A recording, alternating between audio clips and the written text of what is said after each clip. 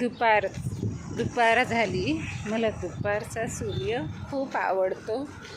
बरीच दिवसानं मी बाहेर आले आणि बाहेरून आपण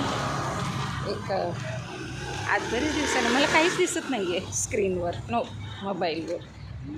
तर म्हटलं चला, मला वॉक खूप आवडतं. दुपारचं कसं कोणाला सकाळचं आवडतं, संध्याकाळचं आवडतं. मला दुपारचा वॉक आवडतं. आणि सगळ्यात महत्त्वाचं म्हणजे असं भरपूर सूर्यप्रकाश अंगावर घ्यायला आवडतं. मला दुपारचा सूर्य आवडतं, दुपार आवडते. तर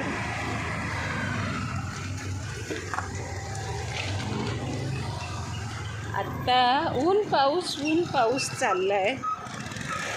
तर रस्ता क्रॉस केला.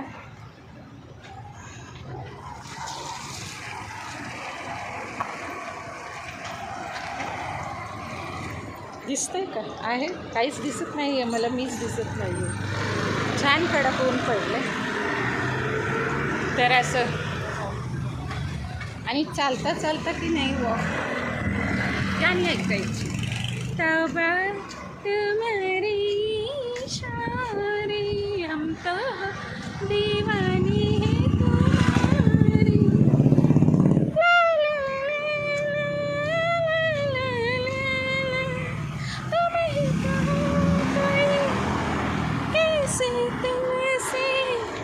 जादू दिल क्यों ना कोई यारे.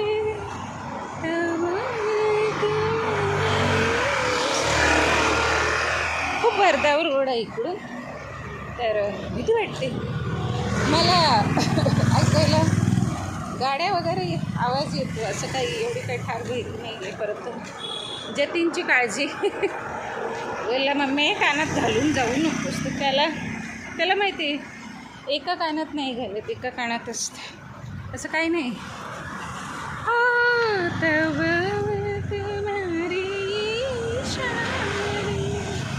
हम तो सावली में देखो आए, जिंदगी में मेरी खुशियाँ की क्या कभी मिल जाएगी.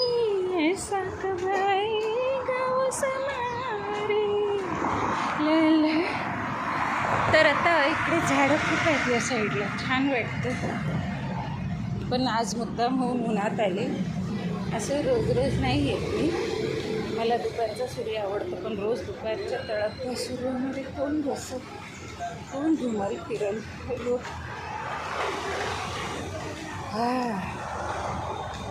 म्हणतात ना आपल्याला डी जीवनसत्व मिळतं. केस आता काळे करेल, ते मुद्दाम नाही करत मी जास्त, कळालं तर. मग ते केस गळती किंवा डोकं दुखणं जरा असंच बरं वाटतं. कारण खूप सारे ना 3-4 वर्षापूर्वीचे जे कलर आहेत ते निघत आहेत. मी पहिल्यांदा कलर खूप करायचे केस, त्याच्यामुळे एकाच केसात 3-4 प्रकारचे कलर मागच्या बाजूला होते. ते एकदा केस कापायला गेले तर तो केस कापणारा माणूस म्हणाला की आपके बालों में बहुत सारे कलर आहेत. तर म्हटलं हां. तर मग मी ठरवलं की कलर नाही करायचा, ब्लॅक कलर नाही लावायचा कुठलाच. नॅचरल जेवढे तर आता नॉर्मल झालेत, सगळे कलर गेले. आणि आता फक्त लावायचं ते इकडे. पण कसं आहे, कोणी कितीही ॲडव्हर्टाईज करू, कलर शेवटी डोक्याला हानिकारक. म्हणून म्हटलं जाऊ दे, अनुभवाचं आहे आपलं.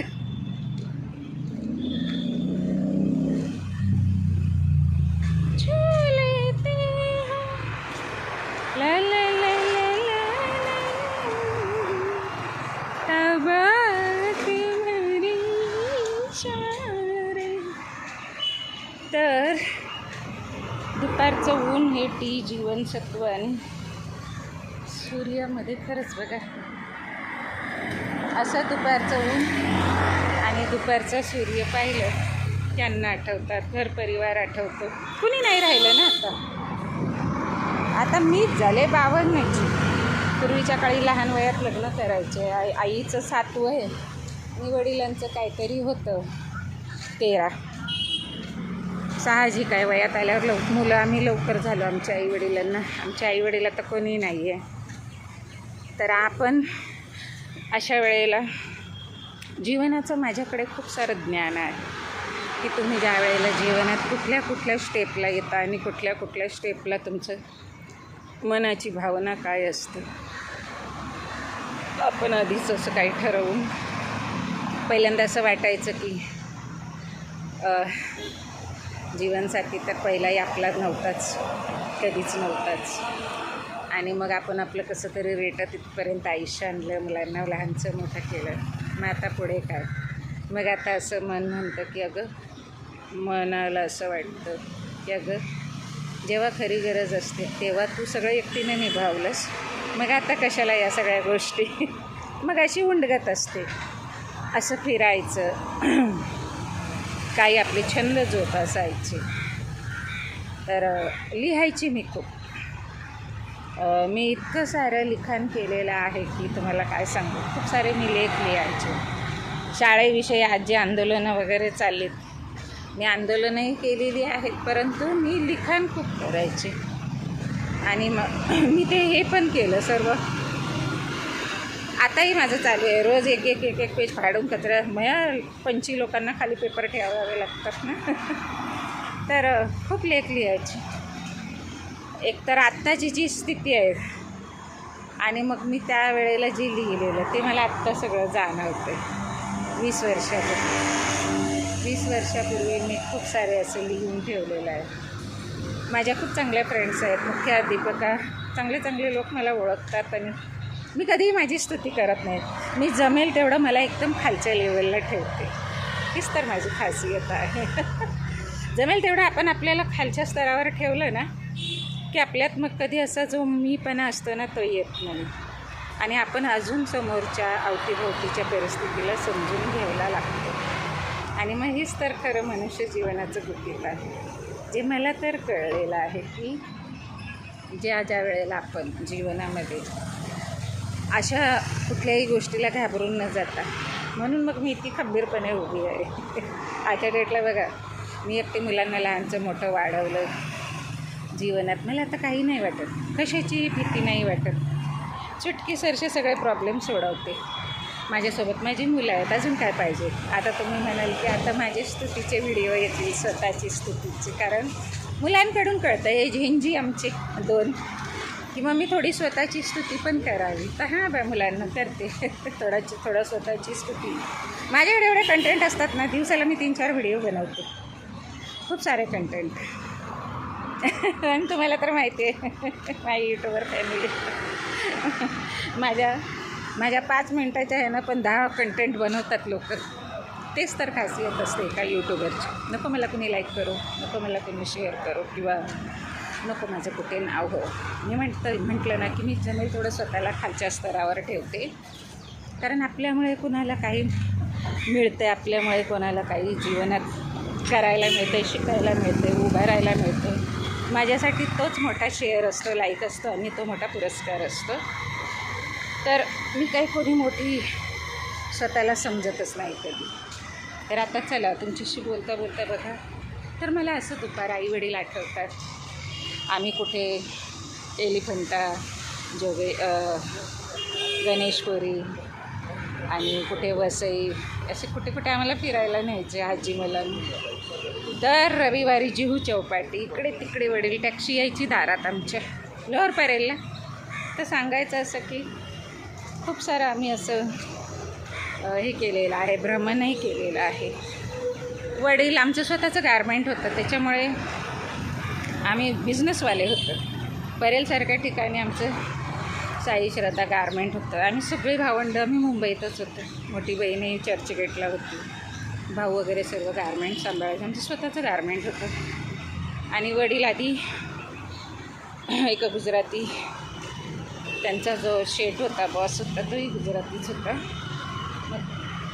मग माझे वडीलही त्यांच्याचकडून शिकले, त्यांच्याच मशीन घेऊन, आणि स्वतः अजून काही नवीन मशीन. तर सगळं व्यवस्थित, असं काही नाही आहे. त्या काळात आम्ही 10वीला शाळेत असं म्हणजे सगळं स्वतःचं, कधी फ्री काही घेतलं नाही सरकारचं, नो नाणेवर. सगळ्या वह्या पुस्तकापासून गणवेश, आमचे युनिफॉर्म सगळे हे आमचेच, आमच्या स्वतःच्या पैशाचे, आमच्या वडिलांच्या, कारण कमाई भरपूर होती त्या काळी. आमचेच गारमेंटमधले आमचेच कारागीर आमच्याचकडे जेवायचे. साहजिक तोही पैसा मिळत होता, पण आम्ही फार थोडा घ्यायचो त्यांच्याकडून, कारण UP, बिहार, गुजरातचे कुठले ते लोक आमच्याकडे कामाला असायचे आणि ते लोक आमच्याकडे राहायचे. आणि आमचे त्यावेळेला मोठी अशी पूर्वीची परीला घरं होती, तर तिथे वरांड्यातच झोपायची. असं शाळा सुटली नाही ती. आता 20 वर्षापूर्वी एवढी गर्दी नव्हती. आता कधी बघा तुमच्या कानावर ट्रॅफिकच्या हॉर्नच्या आवाजच असतात, कधी तुम्हाला शांत दिसणार नाही. सेक्टर 19 पूर्वी कसं होतं, तुरळक एखादं 20 वर्षापूर्वी मी इकडे आलेले. आधी मी सेक्टर 8ला राहायला होते 6-7 वर्ष. अरे भगवान, कुठून ऐरोलीत कुठूनही जातो, मला गल्ल्या कुठूनही कुठे भेटवतात. आता पाय माझे चांगलेच हे झाले, गुडघा दुखतो. बरेच दिवसानं चाललं की हा गुडघा दुखतो माझा. ते कसं म्हणतात ना, एक वंगण लागतं तुम्हाला, वंगण फिरायचं. जर नाही फिरलात की मग अशी जॉईंट ही होतात. पाऊस आहे ना, आता बघा किती ऊन आहे. मग अशी असा पाऊस होता की बस रे बस, खूप पाऊस होता. ही जुनी शाळा मुलांची आमच्या, काहीच दिसत नाही आहे मला तर. सगळंच VPM ICSC स्कूल आहे आणि त्याच्या बाजूला NHP आहे. आमचं जतीन तिथे होता. दोन्ही शाळेबद्दल माझं मी तुम्हाला म्हटलं ना, मी खूप मोठं आंदोलन किंवा खूप लेख लिहिलेले आहेत, आर्टिकल. आणि शाळा माझ्या मोठ्या मुलाची जी शाळेमुळे मानसिक स्थिती आजची आणि त्यावेळची झाली, त्याच्यामुळे मी आता शाळेचं खूप कशा शाळा, पण हे लोक चांगले आहेत. ही VPM आहे, हे लोक चांगले म्हणजे हे लोक ऐकतात आमची लोक.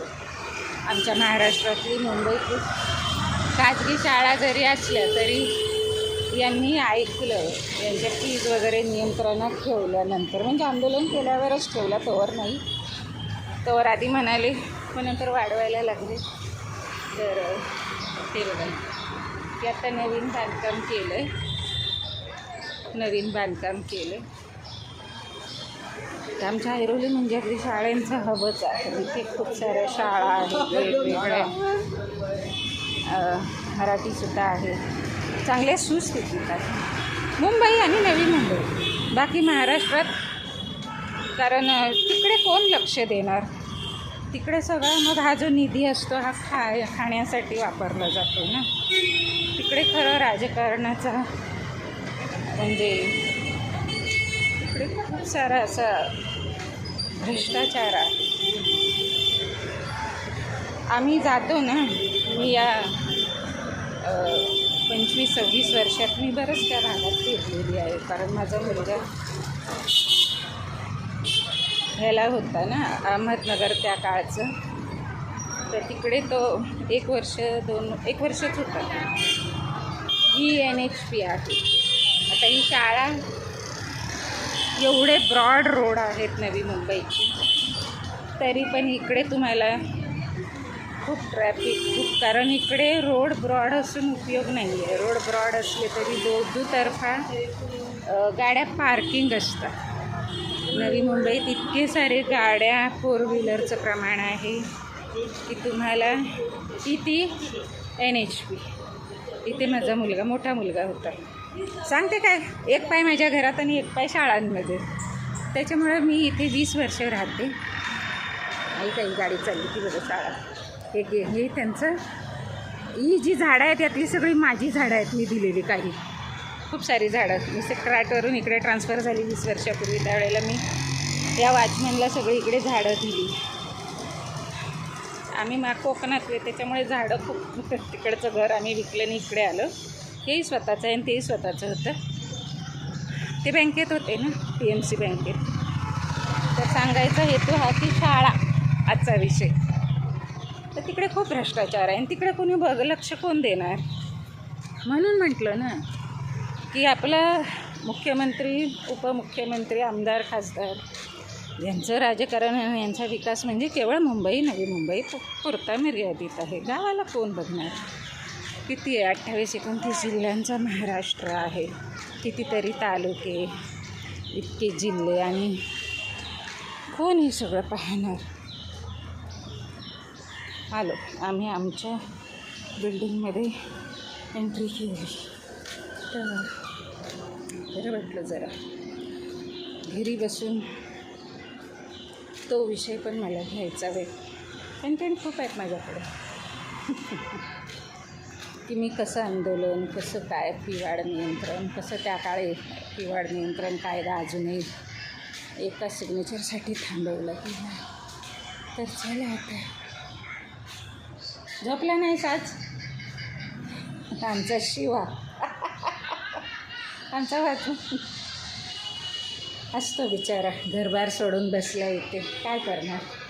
आयुष्यात पोटासाठी काय काय करावं लागतं माणसाला. परिवार तिकडे असतो आणि आपण इकडे असतो. मनुष्याला सगळं एकदम नाही ना मिळत काही. तर आता हे बघा आलो आम्ही घरी. आता दुपारचं जेवण. सकाळी एक छोटासा व्हिडिओ केल्यावर नाश्ता केला. आता मटकीला फोडणी द्यायची. आज भात आणि मटकी आहे. चला असेच पाहत राहा. आवडल्यास लाईक करा, शेअर करा. इकडून समोरून झाड दिसते ते बघा.